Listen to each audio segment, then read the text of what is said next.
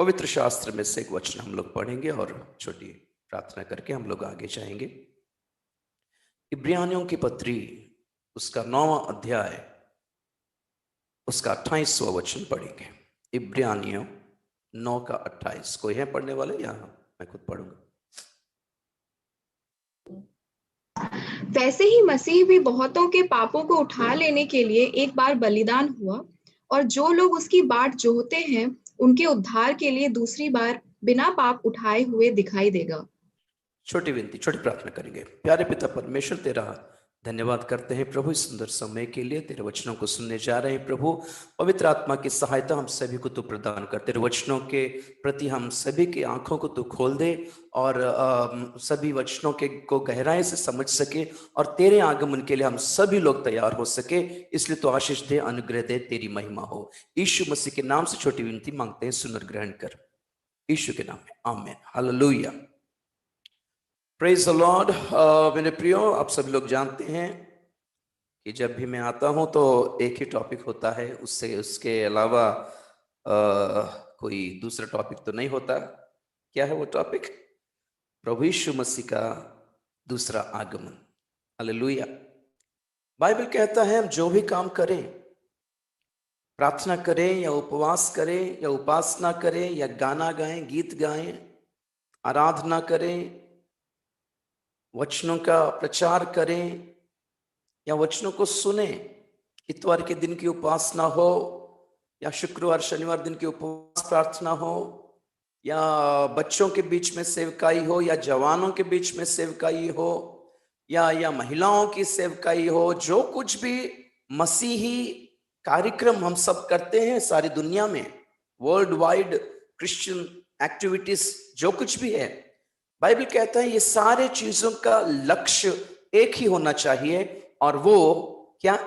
प्रभु यीशु मसीह का आगमन के लिए हम सभी को तैयार करना जरूरी है। ये सारी बातें अगर हमें प्रभु के लिए, प्रभु के आगमन के लिए तैयार ना करें तो किस लक्ष्य से किया जा रहा है, सोचना बहुत जरूरी है। क्योंकि कुलोसियों की पत्री उसका पहला अध्याय 28वां वचन में ऐसा लिखा है। प्रेरित पौलुस ने कहा, पढ़ेंगे क्या? कुलोसियों की पत्री पहला अध्याय उसका 28वां वचन, कोलोसियंस 1:28। जिसका प्रचार करके हम हर एक मनुष्य को चेतावनी देते हैं और सारे ज्ञान से हर एक मनुष्य को सिखाते हैं कि हम हर एक व्यक्ति को मसीह में सिद्ध करके उपस्थित करें। हर एक व्यक्ति को मसीह में सिद्ध करके मसीह के आगमन के समय में उनके सामने योग्य ठहराकर हम प्रस्तुत उपस्थित कर सके। इसलिए हर एक मनुष्य को चेतावनी देते हैं, प्रचार करते हैं, बुद्धि देते हैं, शिक्षा देते हैं, जो कुछ भी करते हैं उसका लक्ष्य यह है कि प्रभु के आगमन में उनके सामने हम लोग सिद्धता से योग्य बनकर उनके सामने खड़े हो सके, अपने आप को प्रेजेंट कर सके, उपस्थित कर सके। Praise the Lord. तो मेरे प्रियो, तो हमें जानना जरूरी है कि प्रभु यीशु मसीह के लिए, प्रभु यीशु मसीह के आगमन के लिए हम सभी अपने आप को तैयार कर सके। इसी लक्ष्य से हर एक वचन जो मैं बोलता हूं उसी लक्ष्य से बोलता हूं। तो आज के लिए आपके सम्मुख में एक छोटा वचन रखने की कोशिश कर रहा हूं जो हमने पढ़ा इब्रानियों की पत्री 9वां अध्याय उसका 28वें वचन में। ध्यान दीजिएगा, गौर कीजिएगा। वैसे ही मसीह भी बहुतों के पापों को उठा लेने के लिए एक बार बलिदान हुआ। पहली बात इसके बारे में थोड़ा बताना चाहता हूं। दूसरी बात है, और जो लोग उसकी प्रतीक्षा करते हैं उनके उद्धार के लिए दूसरी बार बिना पाप के दिखाई देगा, प्रत्यक्ष होगा, उपस्थित होगा। तो यहाँ पे तीन बातें गौर करने के लिए, अध्ययन करने के लिए हमारे पास। पहली बात तो छोटी सी बात है, जो पिछली बार जब प्रभु यीशु मसीह आए थे पापों के बलिदान के लिए आए थे, लेकिन बाइबल कहता है दूसरी बार जब आएंगे वो पापों के बलिदान के लिए नहीं आएंगे, किसी को माफी देने के लिए नहीं आएंगे, किसी को बचाने के लिए नहीं आएंगे, ओके, किसी के पापों के उद्धार के लिए नहीं आएंगे। पापों के बलिदान सिर्फ एक बार आए थे। ये मत सोचिएगा कि फिर से अब जब यीशु मसीह प्रकट होंगे तो उनके पैर पकड़ के हम माफी मांग लेंगे तो वो छोड़ देंगे, वो माफ कर देंगे। चलो बच्चा, मैं तो माफी देने वाला परमेश्वर हूं, तो पहले जैसे आया था मैं अभी माफी दूंगा। दूसरी बार जब प्रभु यीशु मसीह उपस्थित होंगे, पहली बार की तरह उनके चेहरे पे दया या को क्या बोलते हैं, मर्सी, दया, माफी, ओके, पापियों के लिए प्यार, ये सब देखने के लिए अपने आप को तैयार मत कीजिएगा। दूसरी बार जब आएंगे वो सिर्फ न्याय के लिए आएंगे। इसलिए लिखा है कि मसीह बहुतों के पापों को उठा लेने के लिए सिर्फ एक बार बलिदान हुआ, दूसरी बार भी बलिदान होगा क्या? मसीही लोग जब हमने मसीह को पाने से पहले, उद्धार पाने से पहले जितने भी पाप किए, उन सभी पापों को प्रभु यीशु मसीह ने अपने बलिदान के द्वारा हम सभी को उद्धार किया, माफ किया, बचाया, छुड़ाया। हम लोग मसीह हो गए। तो जब मसीह को पाने के बाद हम जितने भी पाप करेंगे, तो जब वो दूसरी बार प्रकट होगा, इस बार क्या कहेगा? इस बार अरे बच्चे तुमने फिर से पाप किया, ठीक है मैं फिर से जाके बलिदान होऊंगा, बोलेंगे क्या? पापों की बलिदान सिर्फ एक ही बार की है उन्होंने, एक ही बार करेगा बस, दूसरी बार नहीं है। तो दूसरी बात हमें जो ध्यान देने की जरूरत है वो है, आज जो हम लोग मनन करने जा रहे हैं, अध्ययन करने जा रहे हैं, वो पॉइंट है,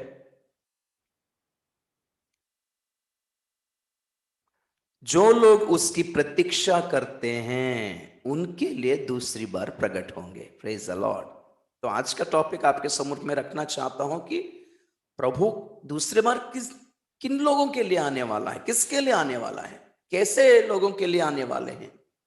सभी के लिए, सारे संसार के, दुनिया के लोगों के लिए नहीं आने वाले दूसरी बार। यहां तो कम से कम सभी मसीहों के लिए नहीं आने वाले।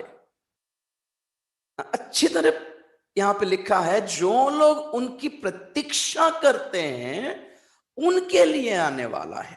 तो प्रतीक्षा के बारे में मैं थोड़ा लंबा बोलने से पहले आपको बताना चाहता हूं, जो लोग उनकी प्रतीक्षा करते हैं उनके उद्धार के लिए दूसरी बार बिना पाप के प्रकट होगा। तो दूसरी पॉइंट हम जो यहां पे ध्यान करने वाले हैं वो है, दूसरी बार भी उनके लिए उनकी उनकी उनकी बाट जो जोते हैं, उनके लिए प्रतीक्षा जो करते हैं, जो लोग उनके इंतजार करते हैं, उनके दूसरे आगमन के इंतजार में हैं, उनके उद्धार के लिए आने वाला। ये कौन, किस तरह का उद्धार है? हम लोग तो ऑलरेडी उद्धार पा चुके हैं ना, है कि नहीं? हम लोग हमने जिस दिन प्रभु यीशु मसीह को पाया, अपनाया, ग्रहण किया, अपना ईमान उन पे दिया, हमने विश्वास किया, जिस दिन हमने मन फिराया, जिस दिन हमने बपतिस्मा लिया, जिस दिन हमने बपतिस्मा लिया और कलीसिया में हम लोग प्रवेश पाए, स्थान पाए, जगह पाया, उसी दिन हमें कहा जाता है कि हमने उद्धार पा लिया है। लेकिन यहां पे लिखा है कि दूसरी बार भी प्रभु अपने लोगों के उद्धार के लिए आने वाला है। यह कौन सा, किस तरह का उद्धार है? इस बात से हमें यह सच्चाई का पता चलता है कि मसीह लोग जो उद्धार पाना है वो दो किस्म के उद्धार हैं। एक तो जब हमने पापों से मन फिराया तब हमने हमारी आत्मा में उद्धार पाया, हमारी आत्मा उद्धार प्राप्त कर चुकी है, छुटकारा प्राप्त कर चुकी है, पापों से मुक्ति पा चुकी है, शैतान के बंधनों से, अधिकार से छुटकारा पा चुका है, हमारी आत्मा ने छुटकारा पाया है। इसलिए मसीह लोग जब मरते हैं तो वो, उनकी आत्मा सीधा स्वर्ग पहुंचते हैं, पैराडाइज पहुंचती है, परदेश पहुंचती है। लेकिन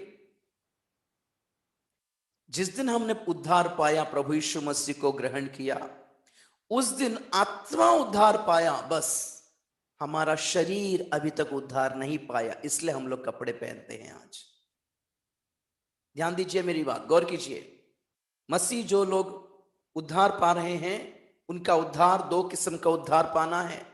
पहला, पापों से उद्धार पाते हैं, और हम लोग हमारी आत्मा में उद्धार पाते हैं जिस दिन बपतिस्मा लेते हैं। हम सच्चे बपतिस्मा जब लेते हैं, ठीक ठाक बपतिस्मा जब लेते हैं, ठीक ठाक दासों के द्वारा जब बपतिस्मा लेते हैं, और एक वचन के अनुसार, वचन के आधार पर संगठित किए गए कलीसिया में जब हम लोग प्रवेश पाते हैं, एक कंफर्म है कि हम लोगों ने उद्धार पा लिया है।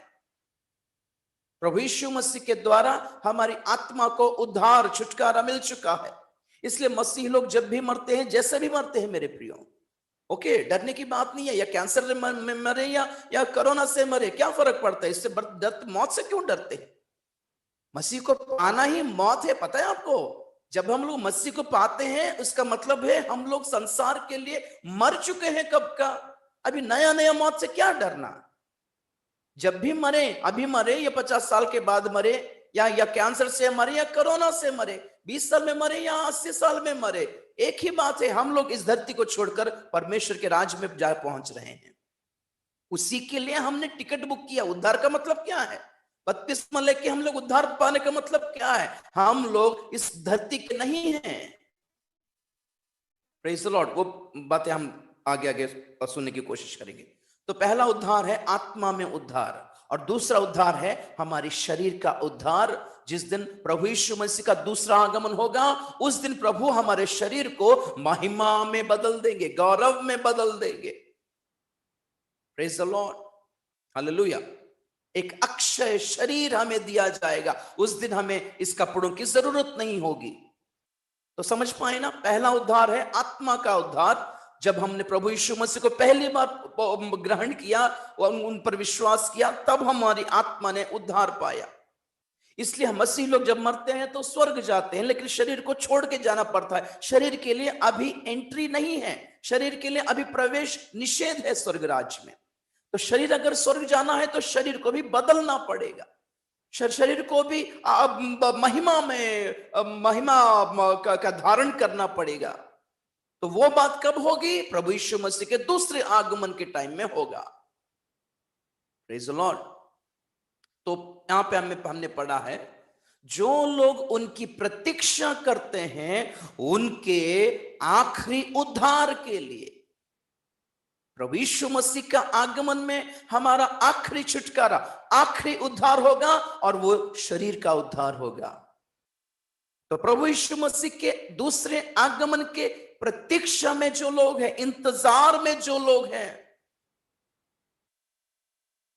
बाट जो के जो लोग बैठे हैं इंतजार में, प्रतीक्षा में, उनके उद्धार के लिए दूसरी बार प्रकट होगा। Praise the Lord. तो यहां पे हमें पता चलता है कि प्रभु यीशु मसीह के आगमन में क्या होने वाला है? जिन लोगों के आत्मा ने उद्धार पाया, उन लोगों के शरीर को उद्धार मिलने वाला है। तो दूसरी बार प्रभु यीशु मसीह किन लोगों के लिए आने वाले हैं? जो लोग उनकी प्रतीक्षा करते हैं, उनके लिए आने वाला है। तो अब रहा पॉइंट, प्रतीक्षा का मतलब क्या है? प्रतीक्षा करने वाले लोगों को हम लोग कैसे पहचानेंगे? Praise the Lord. चले एक एग्जाम्पल देते हैं आपके लिए, कि आप समझ सके। आपके घर में अगर पापा अगर सुबह सुबह ऑफिस जा रहे हो और बोलें तो बच्चे हम लोग शाम को थोड़ा जल्दी आ जाएंगे, हम लोग घूम ले जाएंगे, बाजार घूमने जाएंगे, मीना बाजार लगा है, मेला लगा है, घूमने जाएंगे, तो बच्चे खुश हो जाएंगे कि नहीं? तो जब पापा शाम को 4 बजे घर लौटते हैं तो बच्चे क्या करना होगा? बोलिए, क्या करना जरूरी है? कि जब घर पहुंचते हैं, पापा घर पहुंचेंगे तो परिवार को, अपने फैमिली को किस हालत में देखने के लिए चाहेंगे, किस हालत में देखना चाहेंगे? बच्चे स्कूल से आकर जल्दी जल्दी नहा धोकर, कपड़े पहनकर, है कि नहीं, अच्छे कपड़े पहनकर, जूता पहनकर दरवाजे के पास बैठे रहे, पापा कब आएंगे, पापा कब आएंगे, पापा कब आएंगे, है कि नहीं?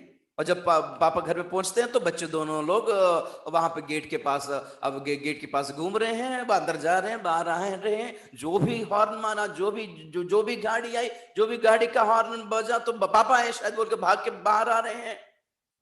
ओके, जो भी किसी का भी गेट अगर खटखटाहट हुआ तो सोचे पापा शायद आगे भाग के आएंगे।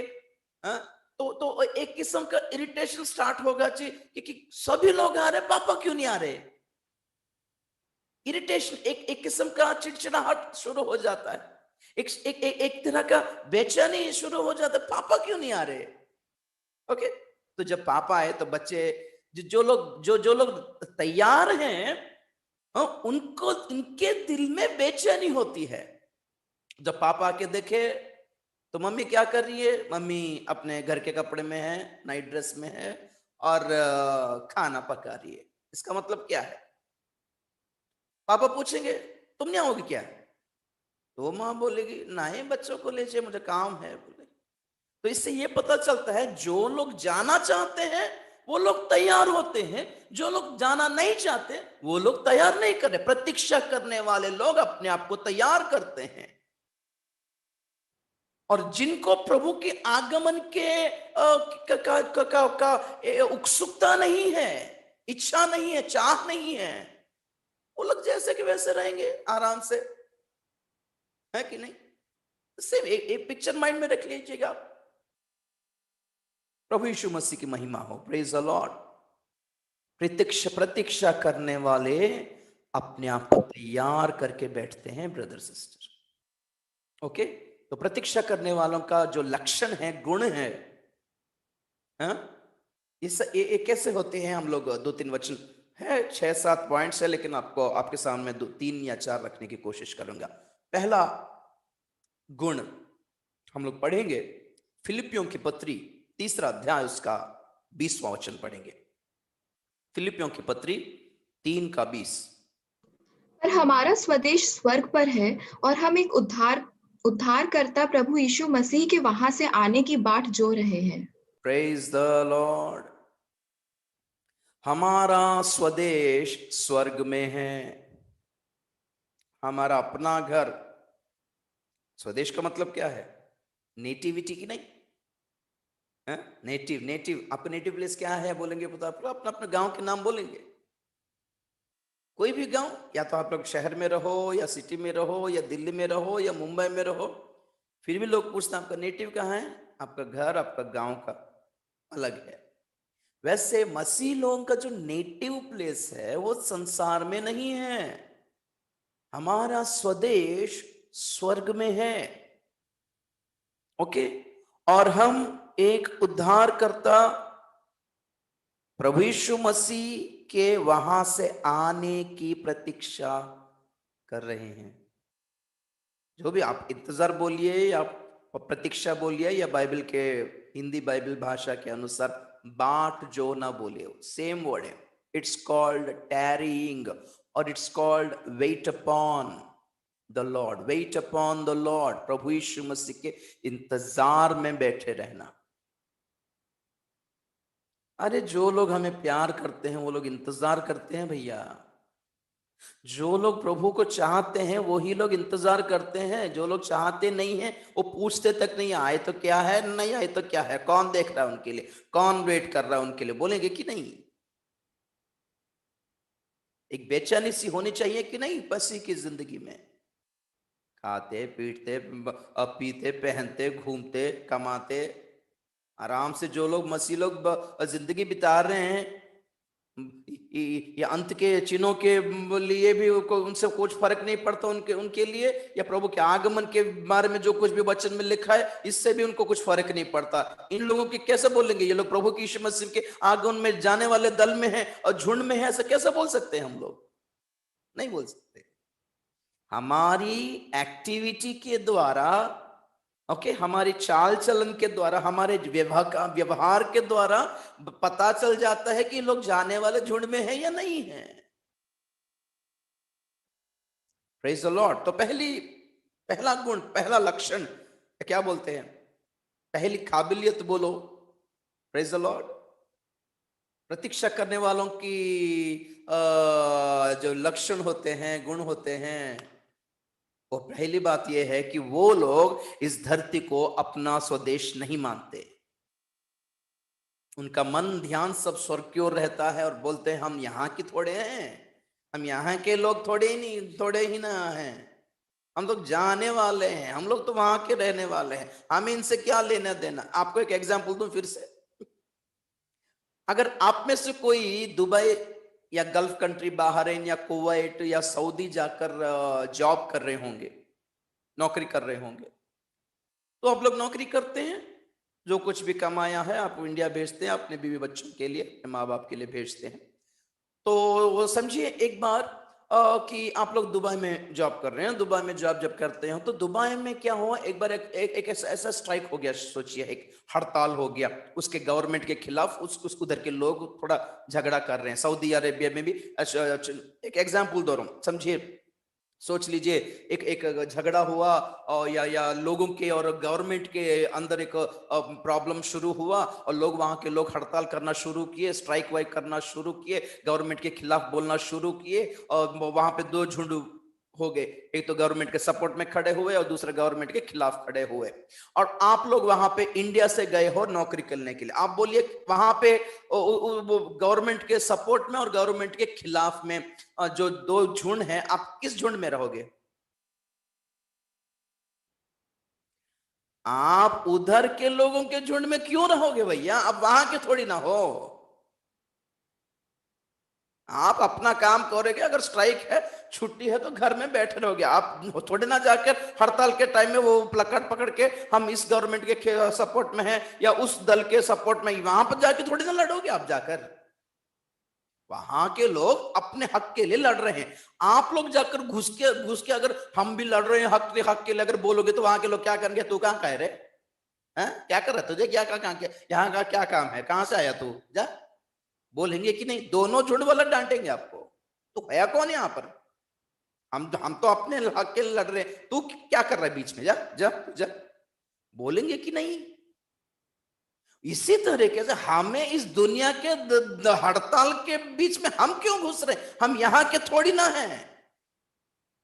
हाँ, हमें प्रार्थना करना चाहिए लोगों को उद्धार के लिए और गरीबों के पक्ष में न्याय हो प्रभु, क्योंकि दीन दुखी लोग हैं प्रभु। इस सरकार को या राजनीतिक नेताओं के दिल में थोड़ा दया दे इन लोगों के प्रति, थोड़ा दया से व्यवहार करें। दीन दुखी लोग बहुत मर रहे हैं, सब दिन हर दिन मर रहे हैं, प्रभु दया कर। इस तरह का प्रार्थना करना ठीक है, लोगों का उद्धार के लिए प्रार्थना करना ठीक ठीक है। सांसारिक चीजों में हमें पार्टिसिपेट नहीं करना, मेरा पॉइंट ये है। करे या ना करे दूसरी बात है, वो तो छोड़ दीजिए, अपना अपना हिसाब होता है, अपना अपना माइंड सेट होता है ना सबका, छोड़िए। लेकिन बाइबल जो कहता है, बाइबल कहता है मसीही लोग, जो लोग प्रभु के आगमन में जाने के लिए प्रतीक्षा, उनके आगमन की प्रतीक्षा कर रहे हैं, वे लोग अपने आप को सांसारिक नहीं समझते। हम लोग धरती के संसार के नहीं हैं, किसी भी झुंड के पक्ष में खड़ा होना नहीं है हमें, किसी भी हक के लिए लड़ना भी नहीं है हमें। अगर कुछ करना है संसार में तो सिर्फ प्रार्थना करना है संसार के लिए कि लोग उद्धार पाएं, आने वाले विनाश से बचें, परमेश्वर के आने वाले न्याय से बचें, परमेश्वर के क्रोध के काल से बचें, सुसमाचार ग्रहण करें, कलीसिया में प्रवेश पाएं, आगमन के लिए तैयार हो जाएं। जीना है तो खाना है, खाना है तो कमाना है, कमाना है तो काम करना है, काम करना है तो पढ़ाई करना है। बस कमाने के लिए नहीं जी रहे, खाने के लिए नहीं जी रहे हम लोग, पढ़ने के लिए नहीं जी रहे हम लोग, प्रभु के लिए जी रहे हैं, अपने आप को प्रभु के आगमन के लिए तैयार करने के लिए जी रहे हैं। जिन लोगों ने उद्धार पाया है वो लोग दूसरे के, चार लोगों के उद्धार के लिए कुछ प्रयास कर सके, कुछ काम कर सके, प्रभु के पक्ष में रहकर, प्रभु के दासों के पक्ष में रहकर कुछ कर सके। इसलिए जीने का मकसद तो प्रभु के लिए है। तो क्योंकि जीना है तो खाना पड़ेगा कि नहीं? तो खाना है तो भीख मांग के थोड़ी ना खाएंगे, खुद काम करेंगे। तो खुद काम करना है तो कोई तो काम देना है ना, बिना पढ़ाई के कौन काम देगा? इसलिए नौकरी या व्यवसाय या व्यापार करें, जो भी करे, पढ़ाई करना जरूरी है। ओके, संसार के लिए, खाना पीने के लिए, नौकरी करने के लिए, धन दौलत कमाने के लिए, मौज मस्ती करने के लिए हम लोग कमा नहीं रहे, जी नहीं रहे। यहाँ पे मसीह लोगों का माइंडसेट अलग होता है। वो लोग हर बार जो कुछ भी हो संसार में एक ही बात करते हैं, प्रभु जल्दी आ जा, हमें जाना है, हम तो यहाँ थोड़ी ना रहेंगे। चलो अगर अगर आप लोग वहां पे दुबई में, सऊदी में, कुवैत में जॉब कर रहे हैं, नौकरी कर रहे हैं और वहां पे कुछ हड़ताल हुआ और वहां पे थोड़ा कोई टेंशन शुरू हो गया, तो आपके बीवी बच्चे यहाँ से इंडिया से फोन करते वक्त क्या बोलेंगे? बोलिए, आप बोलिए, क्या बोलेंगे? आप भी जाके लड़ो बोलेंगे क्या? सच में बोलिए, आप भी जाके लड़ते क्यों नहीं हो? जाके लड़ो, नहीं बोलेंगे? क्या बोलेंगे? सुनो जी, जितना जल्दी हो सके आ जाओ बोलेंगे, है कि नहीं? हाँ? है कि नहीं? जितना जल्दी हो सके घर आ जाओ, जो कुछ भी है थोड़ा कूली वूली काम करके हम लोग जी लेंगे, खा लेंगे। बीवी कहेगी मैं आपको तंग नहीं करूंगी, साड़ियों के लिए, जेवरों के लिए, गहनों के लिए, तो आप आ जाइए, आप सुरक्षित आ जाइए, बस और कुछ नहीं चाहिए, इतना तो कहेंगे कि नहीं? Praise the Lord.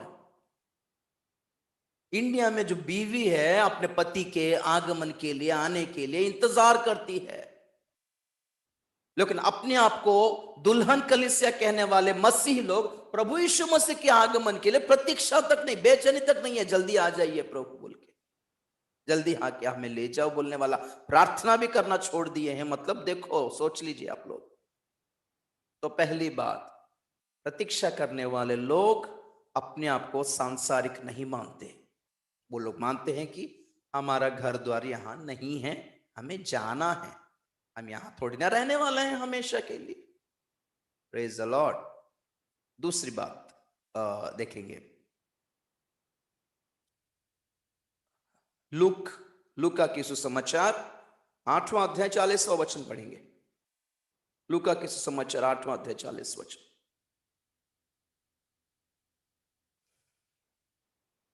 जब यीशु लौटा तो लोग उससे आनंद के साथ मिले, क्योंकि वे सब उसकी बाट जो रहे थे। हालेलुया। जब यीशु लौटा,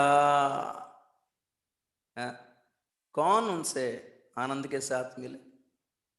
जो लोग उनकी प्रतीक्षा कर रहे थे। Praise the Lord. अगर आप लोग वो जो समाचार के चारों परम पिता की प्रेज द लॉर्ड, अगर आप लोग पढ़े होंगे तो वहां पे आप देखेंगे कि प्रभु यीशु मसीह के लिए लोग सुबह सुबह, भोर सुबह अंधेरे में उठकर जाकर बैठते थे। प्रभु जहां जहां खड़े होकर प्रचार करते थे ना, प्रभु आने से पहले जाकर लोग वहां पे इंतजार करते थे, प्रभु आने के बाद जो होते थे, प्रतीक्षा करते थे, प्रभु कब आएंगे, प्रभु कब आएंगे, प्रभु कब बताएंगे, प्रभु कब वचन सुनाएंगे, उनको देखना चाहते हैं। लोगों का दिल में जो प्यार है ना, उन्हें सोने नहीं देता, घर में खाने नहीं देता, घर में वो लोग जितना भी काम धाम करें, उनको माइंड है जल्दी काम छोड़ के मैं जाना, मुझे जाना है, प्रभु को देखना, आज प्रभु से मिलना है, एक बेचैनी सी होती है। और जब प्रभु आए, वो उन लोगों ने प्रभु को कैसे किए? आनंद के साथ मिले। They were happy when they saw Jesus is coming. They were glad. उनके उनके आनंद का, उनकी खुशियों की कोई सीमा नहीं रही। खुशी से उछल पड़े, हमारे प्रभु आ गए। प्रभु के आगमन के लिए ऐसी खुशी है कि आप लोगों को नौकरी करके अगर कोई पति 5 साल बाद लौटा, बोलिए अमेरिका से, या बोला था ना दुबई से, सऊदी से, 5 साल के बाद अगर लौटा होगा तो बीवी को कैसा लगेगा? बोलिए, वो कैसे उनका रिएक्शन कैसा होगा पति को देखकर? उनके बच्चों को कैसे रिएक्शन? पापा आ गए। वो जो बच्चे लोग डोरेमोन देखते हैं, मिक्की माउस देखते रहते हैं, आइसक्रीम के लिए रोते रहते हैं, वो इन सब आइसक्रीम ही भूल जाएंगे, टीवी भूल जाएंगे, फोन भूल जाएंगे, कार्टून भूल जाएंगे, बस एक ही चीज दिमाग में, आज पापा आने वाले, बस एक ही बात माइंड में रहेगा। प्यार होना चाहिए प्रभु के प्रति। तीसरी बात देखेंगे, दूसरा पत्रस 3 अध्याय 11-12 वचन पढ़ेंगे। जबकि ये सब वस्तुएं इस रीति से पिघलने वाली हैं, तो तुम्हें पवित्र चाल चलन और भक्ति में कैसे मनुष्य होना चाहिए, और परमेश्वर के उस दिन की बाट किस रीति से जोहना चाहिए और उसके जल्दी आने के लिए कैसा यत्न करना चाहिए, जिसके कारण आकाश आग से पिघल जाएंगे और आकाश के गण बहुत ही तप्त होकर जल प्रेज द लॉर्ड। 10वें जाएंगे। वचन से अगर पढ़ेंगे तो बाइबल में लिखा है सारी धरती आग से विनाश होने वाले हैं, तत्व सब जलने वाले हैं, तप्त होकर जलने वाले हैं, तत्व सब पिघलने वाले हैं, संसार ये धरती सब विनाश होने वाले हैं। आपका 3 मोहल्ला का बिल्डिंग हो या कुतुब मीनार हो या इंडिया गेट हो, क्या फर्क पड़ता है, सब गिरने वाले हैं। किन लोगों के ऊपर सिर पे गिरेगा किसी को भी पता नहीं, सब विनाश होने वाला है। और प्रभु के लोग क्या करेंगे? भक्ति से और धार्मिकता से, अच्छे चाल चलन से, व्यवहार से प्रभु यीशु मसीह के बाट जोएंगे कि प्रभु आके हमें ले जाएगा। तो भक्ति और अच्छे चाल चलन होना जरूरी है प्रभु यीशु मसीह के आगमन के लिए। जो लोग प्रतीक्षा करते हैं उनके लिए पवित्र चाल चलन। Praise the Lord. तो तुम्हें पवित्र चाल चलन और भक्ति में कैसे मनुष्य होना चाहिए, कितना भक्ति और पवित्रता से रहना चाहिए, सोच लीजिए। तो जो धरती विनाश होने वाली है और जो लोग प्रभु यीशु मसीह के आगमन की बाट जोते हैं, ये बात अपना अच्छा पढ़ा, मुझे अच्छा लगा। क्या है वो? ओके। और 12वां वचन पढ़ रहा हूं। और परमेश्वर के उस दिन की प्रतीक्षा किस रीति से करना चाहिए और उसके जल्द आने के लिए कैसा यत्न करना चाहिए। इसका मतलब क्या है बोलिए? एक तो प्रतीक्षा हुई, दूसरी बात क्या है? उनके जल्द आने का यत्न मतलब क्या है? प्रभु यीशु मसीह के जल्दी आने के लिए हमें कोशिश करना है, ऐसा लिखा है। यत्न मतलब कोशिश है कि नहीं? और उनके जल्दी आने से और हमारी कोशिश कैसा होनी चाहिए? एक ही बात है, वही सेम एग्जाम्पल। अगर वहां कोई दूसरे देश में कोई हड़ताल हो रही हो या युद्ध छिड़ा हो, जंग छिड़ा हो, तो यहाँ बीवी क्या बोलेगी? आप जल्दी आते हो कि नहीं? जल्दी आइए, आप जल्दी आइए, निकलिए वहां से, जल्दी आइए। तो कलीसिया को यह प्रार्थना करना जरूरी है कि जितना हो सके प्रभु जल्दी आ जाइए आप, और देरी मत कीजिए प्रभु। प्रतीक्षा करने वालों की प्रार्थना यह होनी चाहिए। प्रतीक्षा करने वाले पवित्रता से रहने की कोशिश करेंगे, पवित्र प्रतीक्षा करने वाले भक्ति के साथ रहने की कोशिश करेंगे। ओके, चौथा पॉइंट देखेंगे 13 वचन में, वही दूसरा पत्रस 3 अध्याय 13 वचन में। पर उसकी प्रतिज्ञा के अनुसार हम एक नए आकाश और नई पृथ्वी की आस देखते हैं जिनमें धार्मिकता वास करेगी। Praise the Lord. आस, वो भी प्रतीक्षा है कि जो लोग प्रभु यीशु मसीह के आगमन की प्रतीक्षा में हैं, वो लोग जो जानते हैं कि धरती पिघल होकर नाश होने वाली है, और वो लोग नए धरती, नए स्वर्ग और नए यरूशलेम की प्रतीक्षा में रहते हैं कि प्रभु जाने दो, ये धरती तो विनाश होने वाली है, लेकिन हमें तो नए धरती, नए आकाश और नए यरूशलेम की प्रतिज्ञा तूने की है, हम उसके लिए इंतजार कर रहे हैं। ओके, क्यों क्यों क्यों? क्योंकि लास्ट लाइन देखिए, क्योंकि जिनमें धार्मिकता वास करेगी। धार्मिक लोग कहां वास करने के लिए प्रभु ने ठीक किया, प्लान किया? धरती पर नहीं, वहां पर, वहां धार्मिक लोग वहां वास करेंगे, ऐसा योजना प्रभु ने किया है। यहां रहने के लिए हम लोग सपने देख रहे हैं, लेकिन प्रतीक्षा करने वाले जाने के सपने देख रहे, प्रभु कब आएगा, हम लोग कब जाएंगे इस धरती को छोड़कर। अपने आप को तैयार करने की कोशिश करेंगे। दिन ब दिन बेचैनी बढ़ती जानी चाहिए। दिन ब दिन प्रभु यीशु मसीह के जल्दी आने का यत्न ये लोग करेंगे, कोशिश करेंगे, मांगेंगे, प्रार्थना करेंगे, अपने चाल चलन को बदलेंगे, पवित्रता से जीने की कोशिश करेंगे, धार्मिकता से जीने की कोशिश करेंगे, भक्ति के साथ जीने की कोशिश करेंगे। और जो भी हो, एक ही बात हर बार मन में घूमता रहेगा कि हम यहाँ के नहीं हैं, जाने वाले हैं, हम परदेश हैं, यह हमारा परदेश है, यहाँ पर परदेशी हैं हम लोग, विदेशी हैं यहाँ पर संसार में।